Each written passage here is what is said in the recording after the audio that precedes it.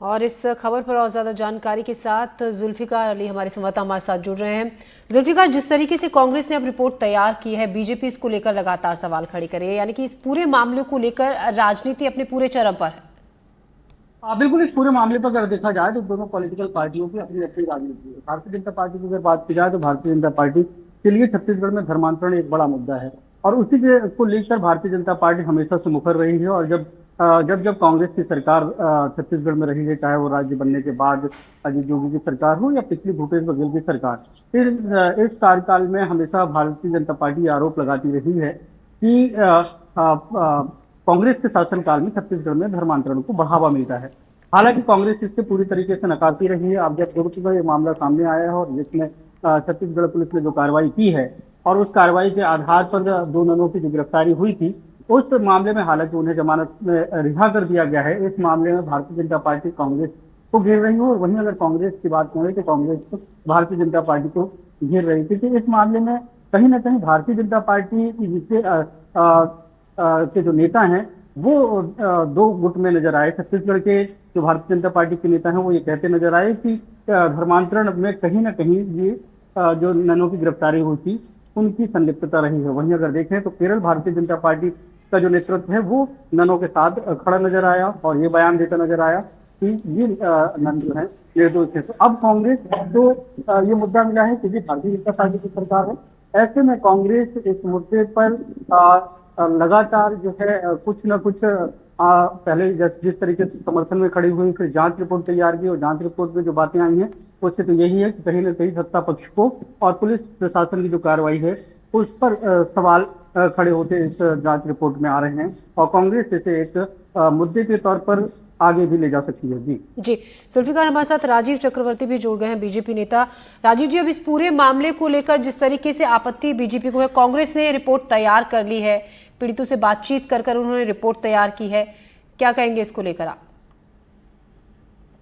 छत्तीसगढ़ लगातार धर्मांतरण ईसाई धर्मावलंबियों की उर्वरा भूमि बनी हुई है और ये उर्वरा भूमि बनने के बाद डीलिस्टिंग का एक बड़ा आंदोलन हुआ छत्तीसगढ़ में कि जो लोग दोहरा फायदा उठाते हैं, चर्च का के स्कूलों में भी पढ़ते हैं और आदिवासी होने का भी फायदा उठाते हैं और उन्हें आरक्षण का लाभ मिल जाता है, इसको लेकर एक लड़ाई चल रही है और अब तो लड़ाई शमशान घाट तक पहुंच गई है, जिसमें और दूसरी लड़ाई है संस्कृति बदलाव का।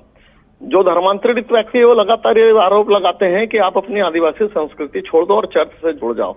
और ये लड़ाई एक बहुत बड़ा छत्तीसगढ़ के अंदर एक धर्म युद्ध के रूप में और एक बहुत बड़े युद्ध के रूप में परिवर्तित हो चुका है। आए दिन गए सुदूर जंगलों के पास जो गांव होते हैं वहां पे लड़ाई झगड़े होते रहते हैं शव दफनाने को लेकर। अब इस बीच मिशनरियां लगातार छत्तीसगढ़ में सक्रिय है और वो ह्यूमन ट्रैफिकिंग यानी लोगों को यहाँ पर ले जाकर बरगला कर ले जाते हैं, उन्हें नन बना देते हैं, जो जबरदस्ती रोका भी जाता है। और ऐसे कई मामले आए जब बलात् बच्चियों को ले जाया जाता है और फिर वहां से वो भाग कर आती हैं, उन्हें पकड़ कर ले जाते हैं। छत्तीसगढ़ की जो भाजपा के अनुषंगिक संगठन है धर्म सेना, विश्व हिंदू परिषद, उनके तमाम लोग इन घटनाओं को लेकर सजग रहते हैं, सक्रिय रहते हैं। और ऐसा देखा गया जब ये घटना सामने आया, अब हालांकि जी इसमें केरल के कुछ जो चर्च के लोग हैं वो आए थे, उनका कहना था कि ऐसी घटना नहीं थी, लेकिन भारतीय जनता पार्टी इसको लेकर आंदोलन करते रहेगी। भले ये मामला ऐसा आया है कि जिसमें पीड़ितों ने अपने बयान बदल दिए हैं, लेकिन ये आगे भी इस प्रकार से कोई भी अगर धर्मांतरण का इस प्रकार से जो खेल चल रहा है, जो षड्यंत्र चल रहा है, उसके खिलाफ भारतीय जनता पार्टी लगातार अपना आवाज बुलंद करते रहेगी और आरोप जो दिखते हैं उसके ऊपर काम करते रहेगी। जुल्फिकार, हमारे सहयोगी भी हमारे साथ हैं जो इस खबर को लगातार कवर कर रहे हैं शुरुआत से ही। जुल्फिकार, इस पूरे मामले में जांच में ये भी बात सामने आई थी जिस तरीके से कि लड़कियां अपनी मर्जी से नौकरी के लिए जा रही थी, लड़कियों से बजरंग दल के लोगों ने मारपीट भी की थी, वहीं दूसरी तरफ बीजेपी के इस तरीके के आरोप, क्या कहेंगे इसको लेकर आप? देखिए, भारतीय जनता पार्टी के लिए भी एक क्योंकि बड़ा मुद्दा है और छत्तीसगढ़ में भारतीय जनता पार्टी शुरू से ये आरोप लगाती रही है कि छत्तीसगढ़ में आदिवासी अंचल में धर्मांतरण होता है और ये सच भी है क्योंकि उन इलाकों में अगर देखा जाए तो मिशनरी का प्रभाव है और कहीं ना कहीं जो भारतीय जनता पार्टी आरोप लगाती है तो उसका प्रभाव का वो लाभ उठाते हुए वहां पर धर्मांतरण खेल चल रहा है, जिसका विरोध भारतीय जनता पार्टी लगातार चलती रहती है। और बस्तर के अंदरूनी इलाकों में देखें तो उन इलाकों में जैसा कि राजीव चक्रवर्ती ने बताया कि वहां पे संघर्ष वाली स्थिति ऐसी हो गई है कि जो आदिवासी कन्वर्टेड हो गए हैं, लेकिन उनके नाम और सरनेम अगर देखा जाए तो वो आदिवासी जैसे हैं और उन्होंने ऑन पेपर वो अपने आप को धर्मांतरित नहीं मानते हैं और आदिवासी वर्ग के लाभ ले रहे हैं। और उन इलाकों में ईसाई वर्सेस और जो कन्वर्टेड आदिवासी जो हैं और आदिवासियों के बीच में संघर्ष भी शुरू हुआ। वहां पे अगर किसी की मृत्यु हो जाती है तो उसके बाद उसको दफनाने को लेकर भी वहां पर विवाद जैसी स्थितियां बन रही हैं। तो ये एक बड़ा मुद्दा बस्तर के और आदिवासी अंचल में तो है ही। लेकिन इस मामले की अगर बात की जाए तो इस मामले में जिस तरीके से कार्रवाई हुई और जिस तरीके से ननों के साथ जो लड़कियां थी उन्होंने बयान दिए, तो बयान के आधार पर तो ये कहा जा सकता है कि कहीं ना कहीं संवैधानिक जो राइट्स हैं उनका उल्लंघन हुआ है।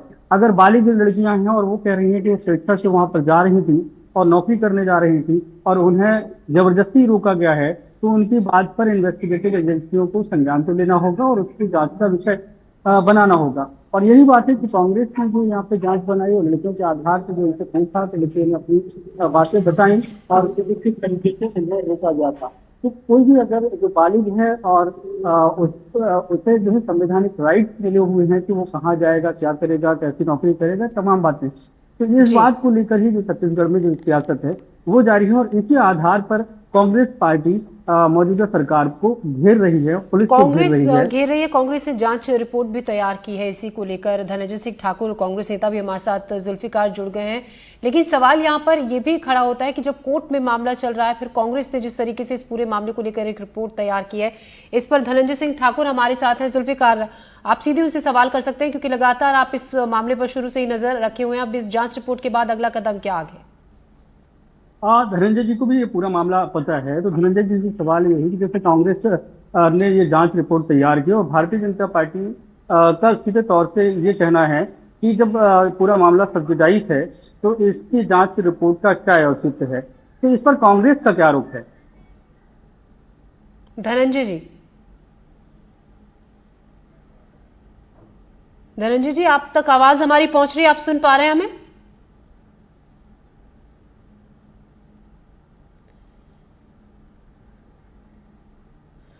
राजीव चक्रवर्ती हमारे साथ बीजेपी नेता भी हैं।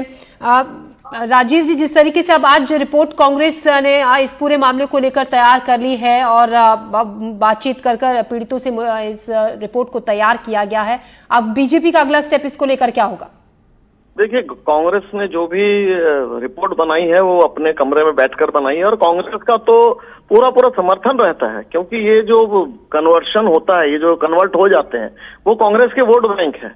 कांग्रेस को वो लहूलुहा एक लहलहाती फसल जैसे दिखती है, क्योंकि इसके पहले भी जब पोप जॉन वेटिकन यहाँ भारत आए थे तो उन्होंने मंशा जाहिर की थी कि भारत में व्यापक तौर पर धर्मांतरण हो। और देखिए, डेमोग्राफिक बदलाव जब जब होता है तो कांग्रेस को उसको प्रचुर मात्रा में, अब नॉर्थ ईस्ट में देखेंगे लंबे समय तक वहां कांग्रेस की सरकार रही है। आप अगर देखेंगे तो झारखंड में भी कांग्रेस को फायदा मिलता है। तो ये जो डेमोग्राफिक बदलाव होते हैं वो कांग्रेस की लहलाती फसल होती है, वोट रूपी फसल होती है। तो कांग्रेस पार्टी परोक्ष अपरोक्ष रूप से इसका फायदा लेना चाहती है।